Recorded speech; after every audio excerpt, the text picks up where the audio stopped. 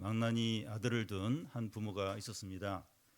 이 망나니 아들은 중학교 다닐 때부터 그 친구들과 싸워서 치료비를 물어주고 또 절도로 경찰에 잡혀가고 선생님께 대어들어서 학교에서 징계도 받았습니다.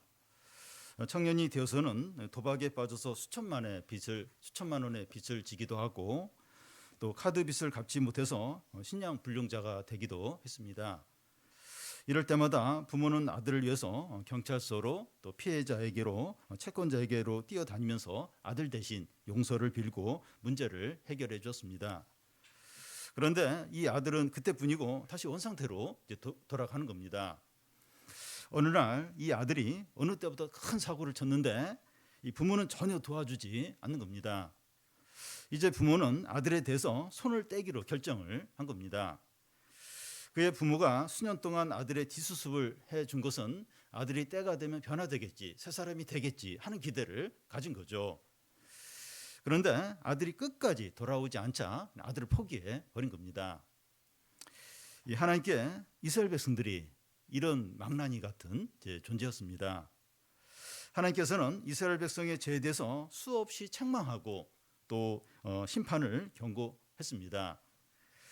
오늘 본문의 앞부분에 보면 사마리아 왕이 물거품처럼 멸망할 것이라고 하였고 이스라엘에 대한 하나님의 심판이 얼마나 무서운지 심판날에 백성들이 말하기를 산도로 우리를 가리라, 또 작은 산도로 우리의 무너져라 이렇게 할 거라는 겁니다. 그런데 아직 그런 심판이 임하지 않았어요. 이스라엘 백성들은 심판이 당장 임하지 않는 것을 보면서 제된 삶에서 돌이키지 않는 겁니다. 9절 10절을 한 절씩 교독 읽겠습니다. 이스라엘아, 내가 기브아 시대로부터 범죄하더니 지금까지 죄를 짓는구나. 그러니 범죄한 자손들에 대한 전쟁이 어찌 기브아에서 일어나지 않겠느냐.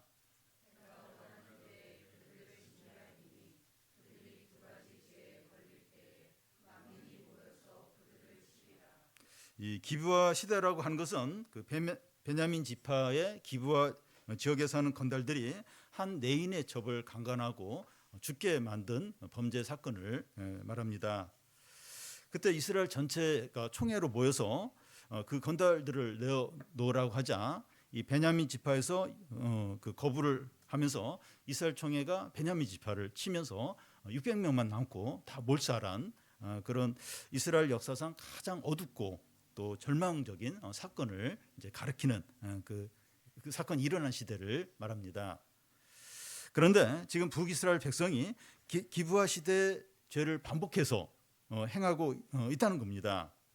그런데도 기브아 때처럼 이스라엘 전체가 공격을 해서 그 죄를 심판하는 일이 일어나지 않고 있다는 겁니다.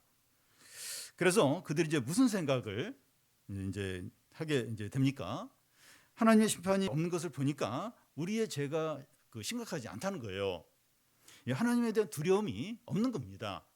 기브아 시대처럼 그렇게 큰 죄를 짓고 있는데 뭐 누가 일어나서 막 이렇게 그렇게 하지 말라 하면서 막 이렇게 못하게 하는 그런 사람들이 없는 거예요. 그러니까 이제 우리 죄가 심각하지 않은가 봐 이러면서 하나님을 안 두려워하는 겁니다. 그런데 하나님 뭐라고 말씀하십니까? 내가 원한 때 그들을 징계하리니. 하나님이 원하신 때 반드시 징계하겠다는 겁니다. 하나님이 원하신 때가 언제입니까? 10절 중간을 보면 그들이 두 가지 죄에 걸릴 때라는 거예요. 여기서 이 두 가지 죄라고 하는 것은 여호와를 버린 죄와 다윗 왕조를 버린 죄, 이 두 가지를 말합니다. 북이스라엘은 그 솔로몬의 아들 르호보암 때 다윗 왕조 대신 여로보암 왕조를 섬겼고 여호와 대신 송아지 우상을 섬겼습니다. 이미 북이스라엘은 두 가지 죄를 이제 짓고 있어요. 그래서 북이스라엘에 대한 하나님의 심판은 언제든지 일어날 수 이제 있는 겁니다. 그런데 왜 하나님은 북이스라엘을 바로 심판하지 않는 겁니까? 두 가지 죄가 걸리면 심판하겠다는 두 가지 죄를 이미 지금 북이스라엘은 저질렀어요. 근데 심판을 안 하는 겁니다. 왜 하나님이 바로 북이스라엘을 심판하지 않는 겁니까? 기회를 주기 위해서요. 심판이 시작되면 회개할 시간이 없습니다. 폭설이 내리기 전에 이렇게 준비를 해야 돼요. 폭설이 내리기 전에 여러 가지 혹시 무너질 데는 없는지 또 여러 가지 준비를 해야지 폭설이 이미 내리기 시작하면 늦는 것과 같습니다. 지금 우리가 믿음으로 살지 않고 욕심으로 살고 그 형식적으로 신앙생활을 한데도 큰 어려움이 없다면 기회를 주시는 거예요. 내 이 죄가 이게 심각하지 않은가 보다.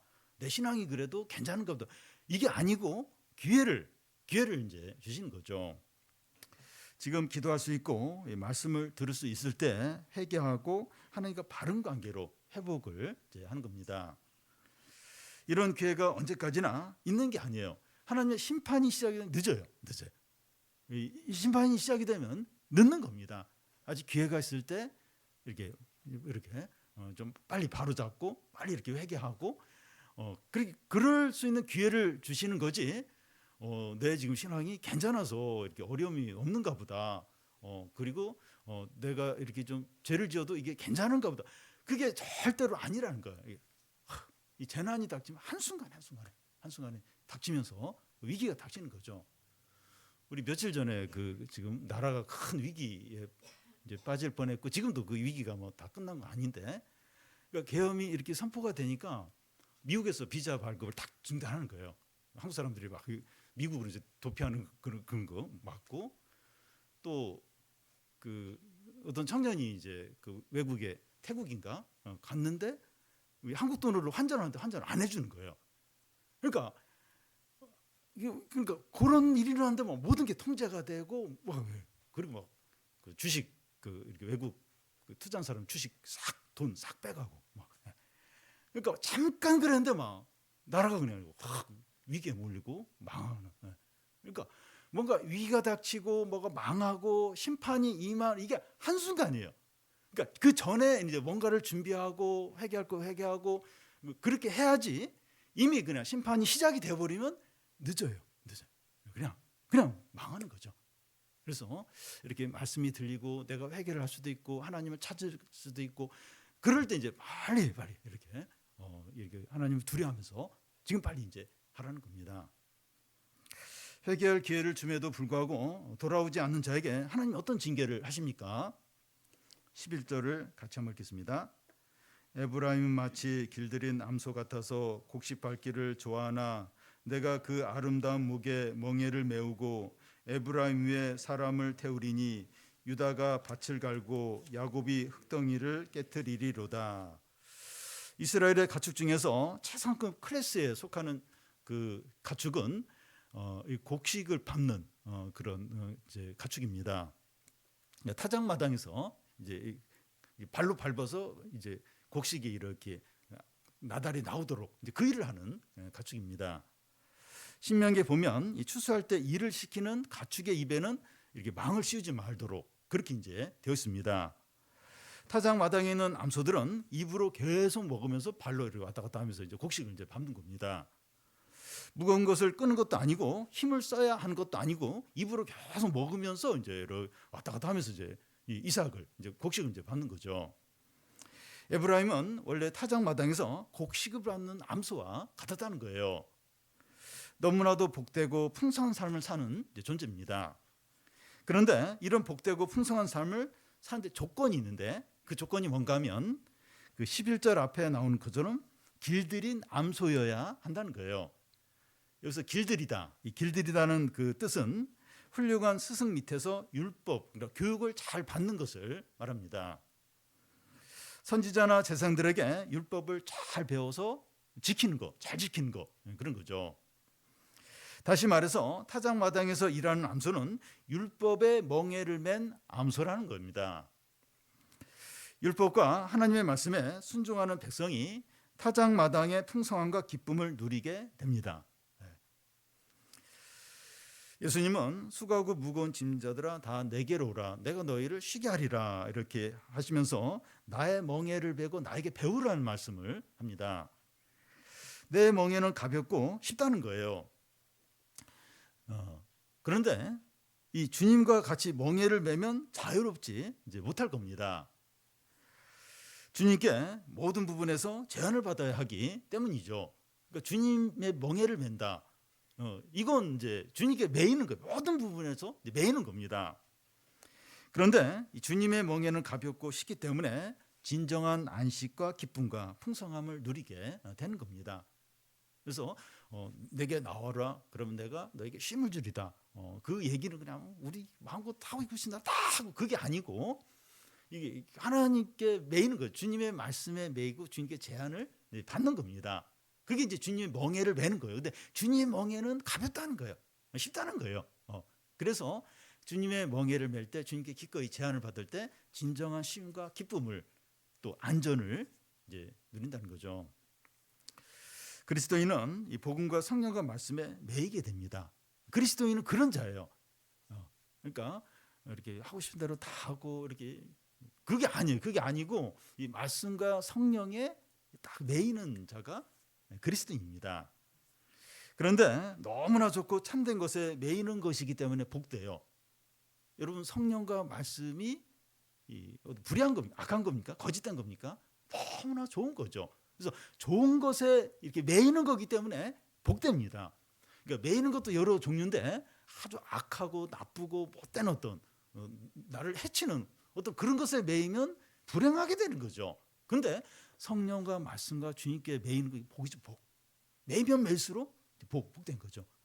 사람도 그렇잖아요. 이렇게 진짜 이제 참 인격적이고 좋고 또 이렇게 이제 그런 사람과 이렇게 가까이 그런 친구랑 가까이 하면 유익이 많죠. 근데 이렇게 그렇지 못한 사람과 이렇게 친하게 되면 굉장히 큰 어떤 손해를 보게 이제 되는 것과 이제 같은 거죠. 타작마당에서 마음껏 먹으면서 그 일하는 암소처럼 주 안에서 모든 좋은 것을 누리게 됩니다. 주님께 매이게 되면 이렇게 마음껏 먹으면서 그러니까 아주 풍성한 어떤 기쁨들 그런 축복들을 이제 주님께 매이게 되면 누리게. 타작마당에서 마음껏 먹으면서 혹심을 받는 그런 그게 이제 주님께 매이는 주님께 매이는. 이번 주에 제가 이제 우리 같이 이제 우리가 이제 새벽기도 이렇게 하는데 저는 그 아무것도 그냥 이렇게 일찍 자고 일어나서 이렇게 준비하고 또 뭘 할 것도 없고 좀 피곤하고 몽롱하고 한데 좀 기쁨이 있더라. 평안이 있고 그리고 걱정 같은 게 없고 계속 어쨌든 그냥 기도하고 말씀 준비하고 같이 말씀 나누고 그러니까 꼭 이렇게 살아야 된다는 게 아니라 이렇게 주님께 이렇게 매이는 게 꼭 손해 보고 막 그게 아니라는 거예요. 이렇게 타작마당에서 이렇게 마음껏 먹으면서 쉬면서 누리면서 진정한 행복을 누리는 거죠. 그런데 이스라엘 백성들이 율법의 멍에를 싫어하고 자기 마음대로 할 때 어떻게 하신다는 겁니까? 내가 그 아름다운 목에 멍에를 메우고 에브라임 위에 사람을 태우리니 유다가 밭을 갈고 야곱이 흙덩이를 깨뜨린다는 겁니다. 이스라엘 백성이 그 이 말씀의 멍에를 이제 매기를 거절했을 때 이제 사람의 멍에를 매게 된다는 거예요. 사람이 그 위에 올라타서 다스리고 주관하게 하겠다는 겁니다. 그래서 더 이상 타작마당에서 일하는 것이 아니라 유다는 쟁기질을 하고 야곱은 썰애질을 하게 된다는 거예요. 여러분 쟁기질이 뭔지 아십니까? 이렇게 소가 이렇게 앞에 끌고 땅을 갈아 엎는 거죠. 썰애질이 뭡니까? 갈아 엎은 땅을 골고루 하는 이게 이제 썰애질입니다. 이것은 이스라엘 백성이 다른 나라의 압제를 받고 포로로 끌려가서 혹독한 지배를 받는 것을 이제 말합니다. 그러니까 그 말씀에 이렇게 그 말씀에 매이게 되면 기꺼이 그걸 하면 이렇게 타작마당에서 먹으면서 콧노래 부르면서 이렇게 아주 이렇게 그런 어떤 이제 풍성한 삶을 살게 되는데 이 말씀에 매이기 싫어하는 거예요.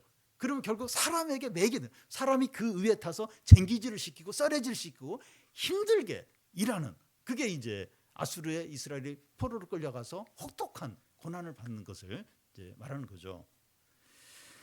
여러분 하나님의 백성이 말씀에 매이는 걸 싫어하면 사람의 멍에를 반드시 매게 됩니다.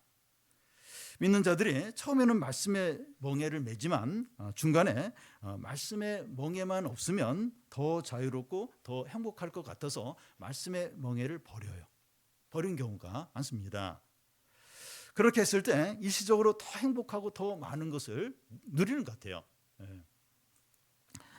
한 달 전에 한 형제가 주보글을 이렇게 썼는데, 몽골에 있을 때는 부모님이 이제 선교사님이고 또 교회 안에서 이렇게 신자들과 생활을 하니까 너무 이제 이렇게 단순한 생활, 그러니까 뭐 그 말도 잘 안 통하고, 그러니까 뭐 어디 갈 데도 없고 그냥 이렇게 그 교회 중심으로 해가지고 그렇게 이제 제한된 삶을 살다가 이제 대학 때문에 이제 이렇게 한국에 와서 부모가 딱 떨어지는 거예요.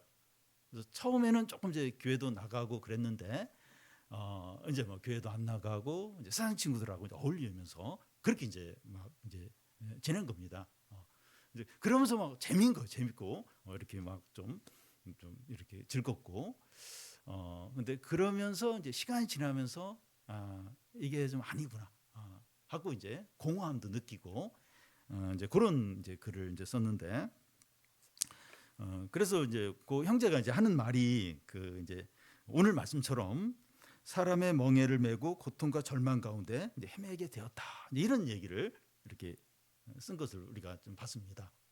그러니까 결국은 이제 말씀에 안 매이면 사람에게 매이게 되고 참 허무한 참 이렇게 결국은 뭐 너무 이제 이렇게 뭐 이렇게 힘든 어떤 그런 삶이 이제 열리게 되는 거죠.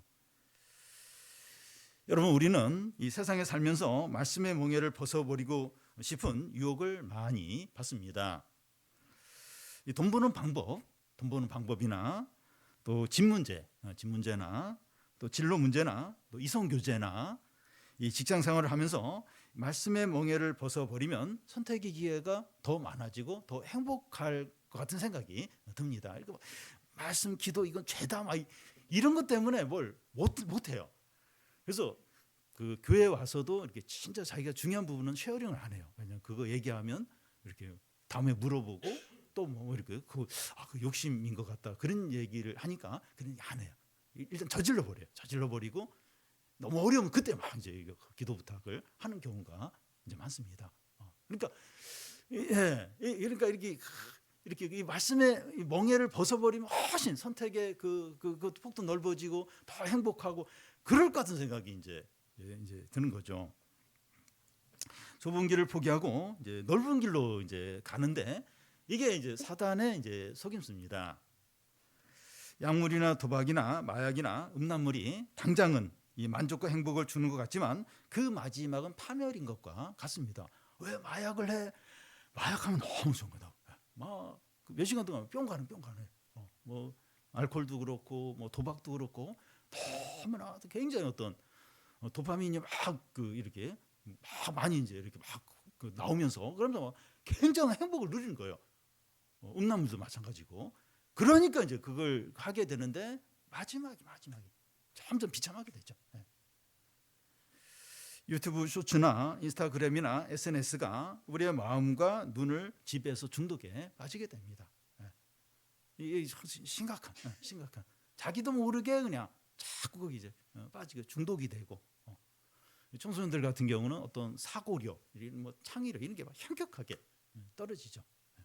그래서 호주에서는 16세 이하는 SNS 그걸 못하도록 다 법으로 이렇게 하고 그 기업이 그걸 안 막으면 490억 달러의 어떤 빚을 물겠다 뭐 이렇게 1년 뭐 유예를 주고 그러니까 막 이게 너무 큰 해가 되는 거예요. 근데 우리는 점점 이제 빠져들고 있죠. 여러분, 우리는 무엇에도 매이지 않고 무념무상 상태인 것은 불가능해요. 나는 어디에도 안 매인다. 무념무상. 다 비웠다. 이 불가능해요.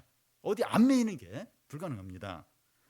우리가 말씀과 성령에 매여서 제한을 받지 않으면 우리의 마음과 영혼은 해가 되는 것에 매게 돼요. 나는 말씀과 성령이 안 매이고 나는 좋은 상태로 계속 이렇게 유지하면서 잘 지낼 수 있다. 거짓말.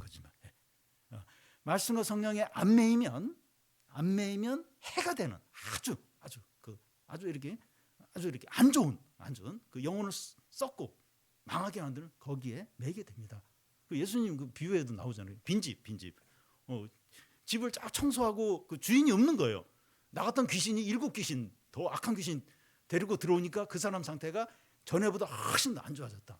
그러니까 빈집으로 놔두면 안 돼요. 말씀과 성령으로 다 이렇게 딱 주님으로 이렇게 우리 자신을 이렇게 매이게 만들어야지. 그렇지 않으면 귀신이든 사단이든지 아주 더러운 게 이제 지배를 이제 하게 되는 거죠. 좋은 것들에 매여 있을수록 유익해요. 좋은 것들. 이 좋은 사람, 좋은 습관이나 또 좋은 말씀, 성령에 매여서 사는 것이 가장 행복하고 기쁘고 풍성합니다. 그래서 내가 너무 이렇게 은혜 많이 이렇게 하는 거, 너무 말씀에 너무 이렇게 그런 거 아니야? 좀 이렇게 균형을 맞춰. 균형이 아니에요. 균형 생각하면 그냥 그 영혼이 떠내려가는 거죠. 그래서 좋은 거, 진짜 좋은 거 말씀이고 주님이고 성령이죠. 어떻게 하면 더 좀 이렇게 하나님 가까이 하고, 이게 진정으로 행복한, 이게 진정으로 복된 겁니다. 지금 이스라엘 백성들은 율법의 멍에를 벗어버린 상태인데 다시 원래로 돌아가려고 하면 어떻게 해야 됩니까? 12절을 같이 한번 읽겠습니다. 너희가 자기를 위하여 공의를 심고 인애를 거두라. 너희 묵은 땅을 기경하라. 지금이 곧 여호와를 찾을 때니 마침내 여호와께서 오사 공의를 비처럼 너희에게 내리시리라. 지금 곧 여호와를 찾을 때라는 겁니다. 인생에서 때가 다 있어요. 때가 인생에 때가 다 있습니다. 태어날 때, 놀 때, 공부할 때, 일을 할 때, 쉴 때, 죽을 때가 있습니다. 이 놀 때가 언제인가 하면 초등학교 때나 청소년 때, 그때 놀아야 돼요. 초등학교 때는 진짜 많이 놀고, 또 청소년 때도 놀긴 노는데 이제 초등학교 때만큼 놀면 이제 안 되고, 그래도 이제 이때 놀아야 됩니다. 여러분, 이때 안 놀면 대학 가서 놀아요. 그러니까 대학 가서는 진짜 공부해야 되는데 대학 가서, 왜냐면 고3 때까지 너무 해서가지고 대학 가서 놀고, 또 대학 때도 막 취업 때문에 못 놀면 이렇게 취업해서 결혼해서, 이런 사람의 욕구라는 게 이게 풀어줘야 돼. 나이 들어서라도 뭔가 이게 그래야 이제 이게 되지. 그걸 그때 안 하면 이제 대학생들 그렇게 놀아요. 너무 놀고, 그리고 막 결혼해서 이렇게 뭔가 책임을 졌는데 그때 막 노는 거예요. 놀고, 그리고 막 그때부터 방황하고, 이 진로가 내 진로가 아닌가 보다. 물론 뭐 진로를 바꿀 수도 있는데 그때부터 방황하는 것 같아요. 그러니까 그 때가 다 이제 있는 겁니다. 농사에도 이제 씨를 뿌릴 때가 있고 추수할 때가 있는데, 씨를 뿌려야 될 때 씨를 안 뿌리면 추수할 때 수확할 게 없게 됩니다. 하나님을 찾아야 할 때가 있다는 거예요. 하나님을 찾아야 할 때가 있습니다. 언제인가 하면 이 말씀이 들릴 때이고 어려움으로 인해서 마음이 가난해져 있을 때입니다. 그런데 이런 시기에 하나님을 찾지 않으면 다시 말씀이 들리지 않고 어려움이 해결이 되어서 겸손한 마음이 사라질 때가 이제 오는 겁니다. 지금 말씀이 들리고 있고 마음이 가난하다면 지금 하나님을 찾는 거예요. 미루지 마세요. 미루지 마십시오. 다른 것들에 관심을 돌리지 말고 제일 우선적으로 하나님을 찾으시기 바랍니다. 지금 가장 우선적으로 하나님을 찾지 않으면 다시 이런 기회가 오지 않을 수 있습니다. 영어 속담에 새는 달구어졌을 때 이제 치라는 말이 있는데, 지금 미루지 말고 하나님을 찾고 관계를 회복하시기 바랍니다. 그러면 어떤 식으로 여호와를 찾습니까? 너희는 자기를 위하여 공의를 심고 긍휼을 거두라는 겁니다.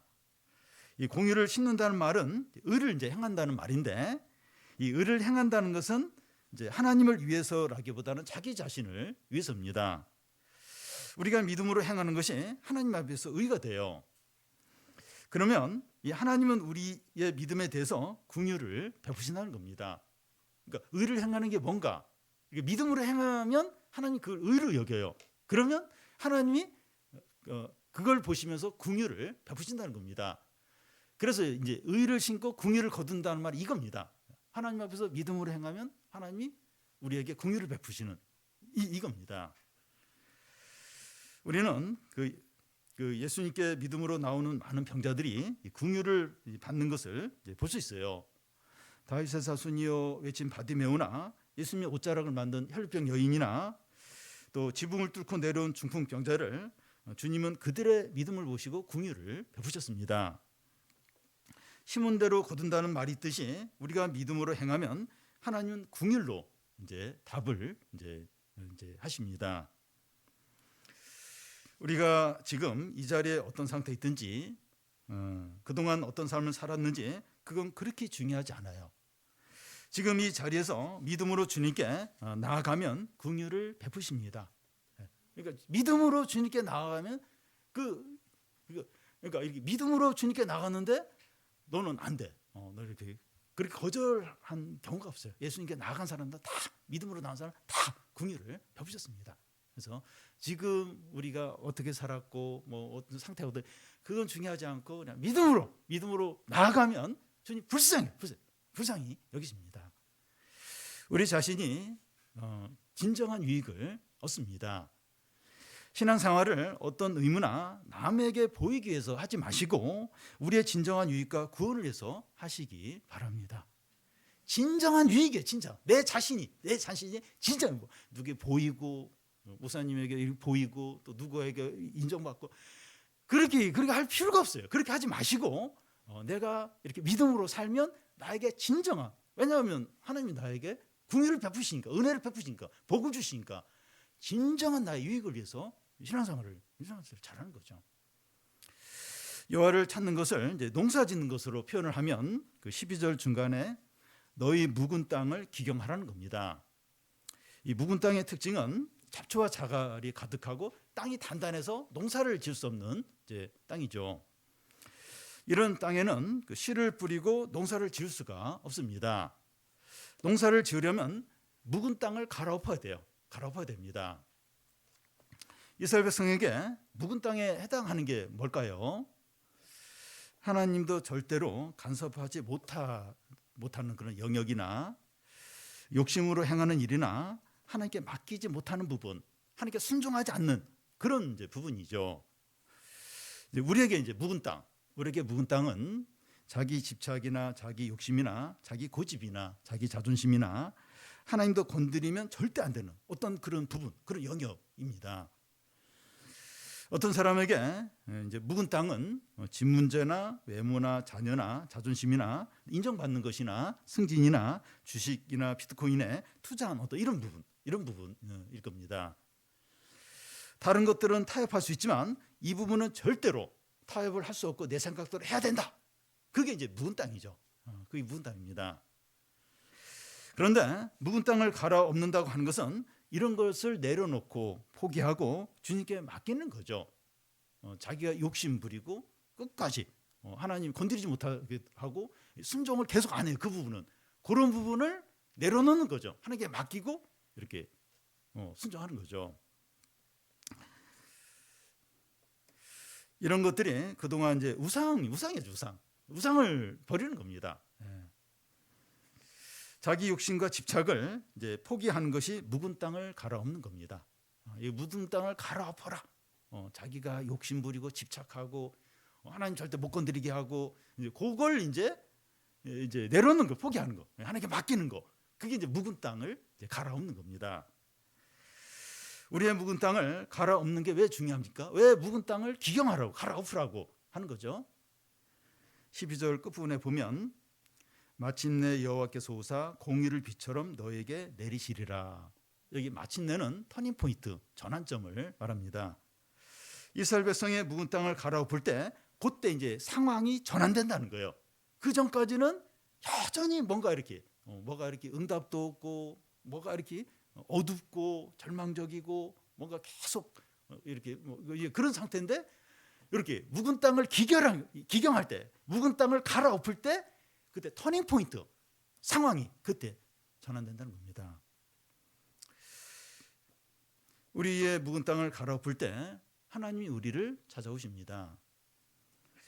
터닝 포인트, 놀라운 전환이 그때 이제 일어나는 겁니다. 우리가 이런 결단을 하기 전까지는 하나님께서 찾아오시지 않는 거예요. 에스더가 죽으면 죽으리라 하면서 아수르 왕에게 이제 나아가고 야곱이 베냐민을 잃으면 잃으리라 하면서 애굽에 보내고 다니엘의 세 친구가 망하면 망하리라 하면서 우상에게 절하는 걸 포기하고 풀무불에 던져지게 됩니다. 그런데 그렇게 하자 하나님께서 그들에게 찾아오셔서 죽지 않고 망하지 않고 잃어버리지 않고 오히려 많은 사람들을 살리고 훨씬 더 높아지고 많은 것을 얻었습니다. 하나님이 우리를 찾아오셔서 어떻게 하십니까? 우리가 이렇게 딱 묵은 땅을 갈아엎고 그런 걸 이렇게 맡기고 이럴 때 하나님이 찾아오셔요. 찾아오셔서 어떻게 하십니까? 공의를 비처럼 너에게 내리시리라. 묵은 땅을 갈아엎을 때 공의를 비처럼 내리시는 거예요. 이 땅이 이렇게 갈아져야 그때 씨를 뿌리고 비가 내리면서 이게 수확이 생기잖아요. 그러니까 땅을 기경해야, 우리가 이게 묵은 땅을 이렇게 갈아엎어야 공의를 비처럼 공의의 비를 한없이 내리신다는 겁니다. 우리의 욕심과 집착과 고집과 자존심과 하나님도 건드리지 못하게 하는 영역을 내려놓고 포기할 때 은혜의 비, 성령의 비, 부흥의 큰 비가 내리게 됩니다. 우리는 개인적으로, 교회적으로 왜 하나님께서 은혜와 성령과 부흥을 주시지 않을까 한 의문을 가질 때가 있습니다. 왜 하나님께서 나에게, 우리 교회에 그렇게 막 부흥을 구하고 은혜를 구하는데 왜 주시지 않을까 하는 그런 이제 의문이 들 수 있죠. 묵은 땅이 그대로 있기 때문일 수 있어요. 왜 그거 갈아 안 엎니? 개인적으로, 이건 개인적으로 해당이 되고 우리 교회에도 해당이 됐어요. 묵은 땅이 있는 거예요. 포기하지 못한 욕심, 집착, 자존심, 하나님이 건드리면 안 되는 어떤 부분, 계속해서 불순종하는 그런 부분, 하나님께 내놓지 못하는 그 부분, 이건 아무도 못 건드려. 아무도. 이건 내 생각대로, 내 욕심대로 해야 돼. 그런 부분들이 있다는 겁니다. 개인적으로, 교회적으로 그걸 이렇게 갈아엎어야 은혜의 비를 내리는데 그걸 하나님께 안 내는 거예요. 하나님도 터치 못하도록. 그래서 이제 그럴 수 있다는 겁니다. 묵은 땅이 그대로 있기 때문이죠. 종교적인 열심을 내는데 자기 욕심과 고집과 자존심과 집착은 그대로 놔두고 있을 수 있다는 겁니다. 그러니까 열심히 해요. 열심히 이제 교회생활을 열심히 할 수 있는데 그건 포기 안 하는 거예요. 자기 고집, 자기 집착, 자기 자존심, 자기 어떤 그 영역은 절대로 안 내놓을 수 있다는 겁니다.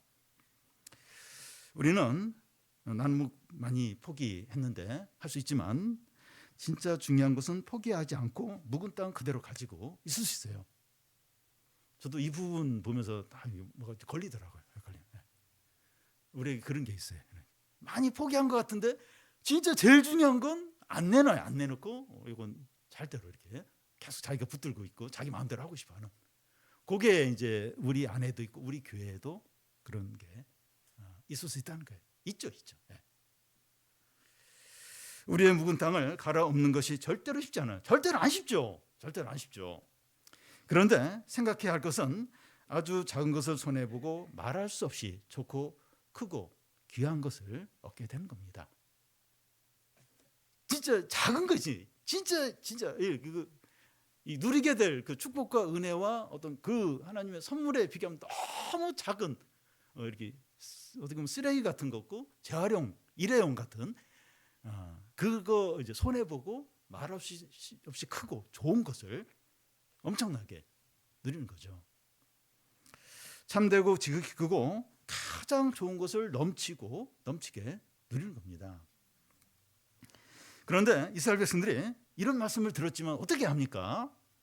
13절을 같이 보겠습니다.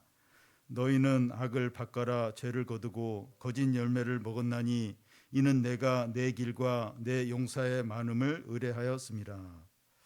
호세아는 의를 심고 궁유를 거두고 묵은 땅을 기경하라고 했지만 이스라엘 백성은 정반대로 이제 했습니다. 악을 바꿔라 죄를 거두고 거짓 열매를 먹었습니다. 이스라엘은 하나님의 인도하심과 상관없이 자기 길을 가는 거예요.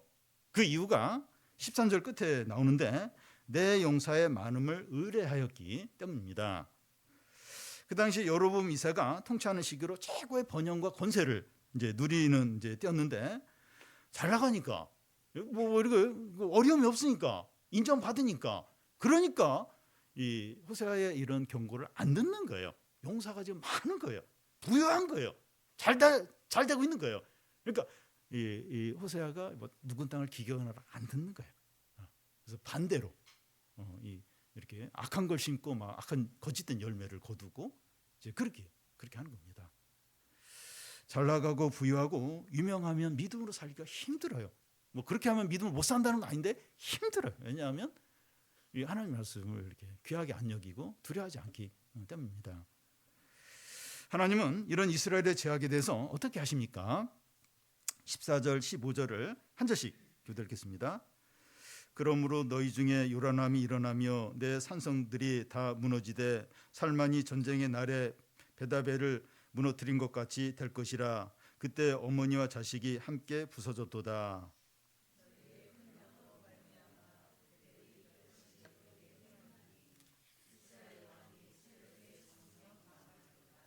네. 이 그러므로 하는 것은 바로 앞절에 나오는 이스라엘의 죄악의 결과로 이와 같이 하나님의 심판이 임한다는 겁니다. 그러니까 그러므로 그러니까 호세아가 그렇게 경고를 했는데도 안 들어요. 딱 반대로 악을 심고 거짓된 열매를 거두고 용사의 많음을 하면서 하나님 말씀을 버렸습니다. 그러므로 어떤 하나님의 심판이 임하느냐 이제 하는 겁니다.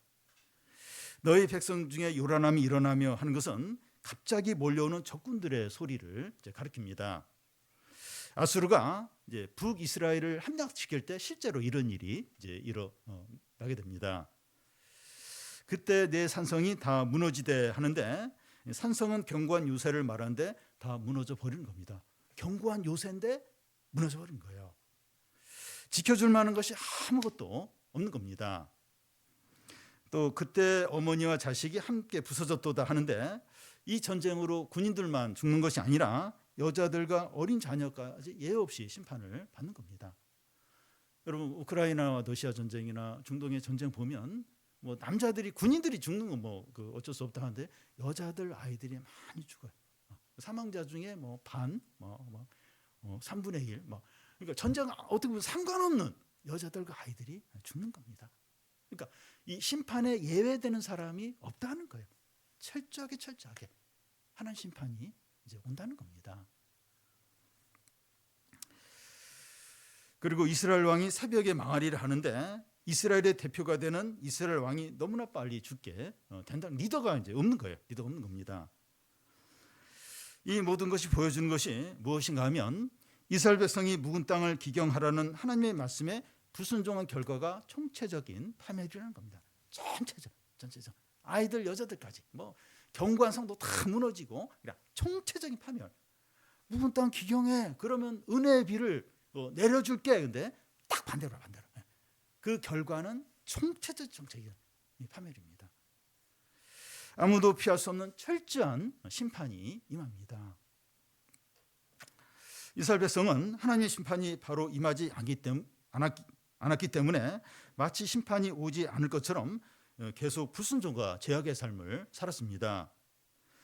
그런데 호세아가 설교한 후 30-40년이 지난 후에 아수를 통해서 이 모든 심판의 말씀이 이스라엘에 그대로 성취가 됐습니다. 방금 살펴본 13절, 14절, 15절 이 무서운 이 심판이 호세아가 이렇게 이 말씀을 전하고 30-40년 후에 아수를 통해서 철저하게 이스라엘에게 일어났습니다. 여러분 우리가 불순종하고 욕심으로 살아도 당장에 어떤 징계나 심판이 오지 않는 것은 하나님께 돌아오는 기회를 주신 거죠. 그러니까 뭐 저도 그렇고 우리가 그래요. 근데 말씀을 듣도 금방 잊어버립니다. 그냥 현실 그리고 좀 지금 괜찮으니까 자꾸 잊어버려 이렇게. 근데 이게 지금 기회입니다. 기회.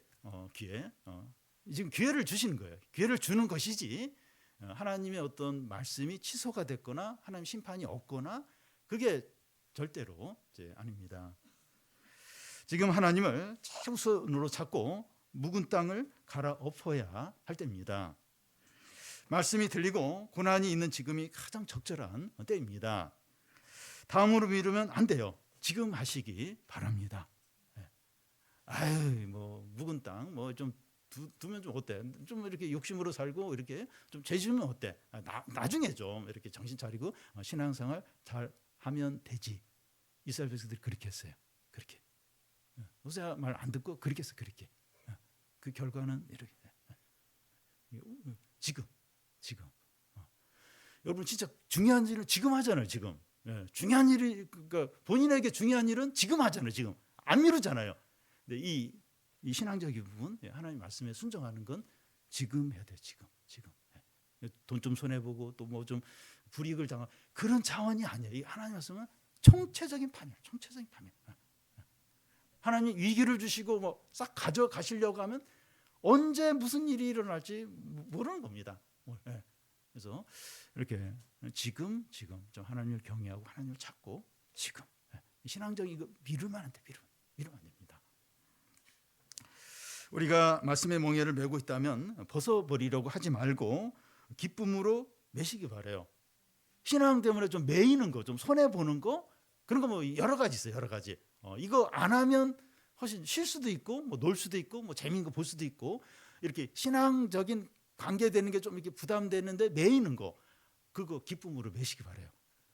이거 좀 떨쳐버리면 더 좀 내가 하고 싶은 거 하고 그게 아니에요. 그게 이건 좋은 겁니다. 하나님께 매이는 건 좋은 거죠.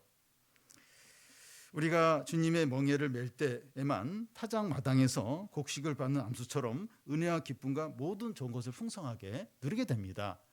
이거 싫으면 사람이 그 위에 올라타서 진짜 힘든 일을 해야 되는 거예요. 진짜 고생을 하게 되는 겁니다. 이렇게 탕자가 이렇게 부모님 재산을 해가지고 이렇게 해서 뭐 허랑방탕하게 마지막에 돼지가 먹는 그거 계속 먹으면서 후회하는 그게 이제 하나님부터 멀어진 그 모습이죠. 이 시간 우리 모두가 기꺼이 말씀의 멍에를 메고 이 묵은 것을 갈아엎어서 성령과 말씀과 은혜의 큰 비를 받아 누리는 성도들이 다 되시기 바랍니다.